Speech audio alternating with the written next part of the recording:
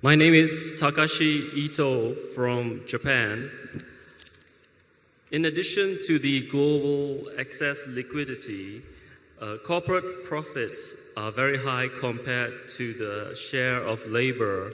Does that make it extra challenging for you to find investment opportunities? Thank you. Yes, corporate profits in the United States are, except for just a very few years, a record in terms of GDP. I've been amazed that after being in a range of between 4 and 6% of GDP, they have jumped upward. And you would not think this would be sustainable over time. Excuse me just one second. Charlie, want to talk for a second?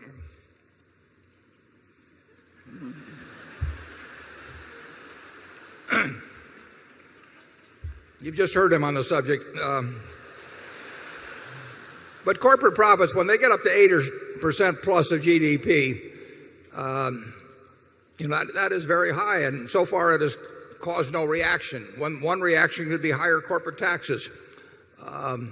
You have lots and lots of businesses in this country earning 20 or 25% on tangible equity in a world where long-term bond rates are 4 3/4% government bond rates. That's extraordinary. If you'd read an economics book 40 years ago and it talked about that kind of a situation persisting, well, you wouldn't have found a book like that. I mean, that does not make sense under pure economic theory, but it's been occurring for some time. And as a matter of fact, it's gotten more extreme. Corporate profits continue to rise as a percentage of GDP. That means somebody else's share of GDP is going down. And you're quite correct that the labor component of GDP has actually fallen fairly significantly. Whether that becomes a political issue, maybe in the next campaign, whether it becomes something that Congress does something about, Congress has the power to change that ratio very quickly. Corporate tax rates not that long ago were 52%, and now they're 35%, and a whole lot of companies get by with paying 20% or less. So I would say that at the moment, corporate America is kind of living in the best of all worlds. And history has shown that those conditions don't persist indefinitely. What brings it to an end when it happens, I don't know. But I would not expect corporate profits to be 8 and a fraction percent of GDP on average in the future. Charlie? Yeah, of course, a lot of the profits are not in the manufacturing sector or the retailing sector either. A lot of them are in this financial sector. And so we've had a huge flow of profit to banks and investment management groups of all kinds, including various kinds of private equity. And that has, I think, no precedent. I don't think it's ever been as extreme as it is now. Do you agree with that? Yeah, and Charlie and I would have said 20 years ago, we've done things in banking from time to time, including owning a bank. But if you'd said to us, in a world of 4 3/4% long-term governments, will one major bank after another be earning more than 20% on tangible equity, dealing in what is basically a commodity money, we would have said that condition just wouldn't persist.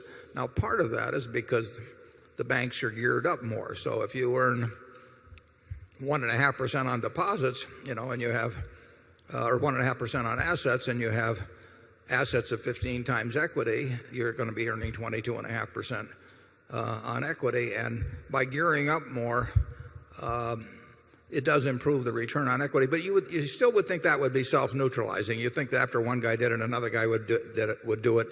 And instead of earning 1.5% on assets, you'd earn 0.9% or 1% on assets. But it hasn't happened. It's gone on for a long time.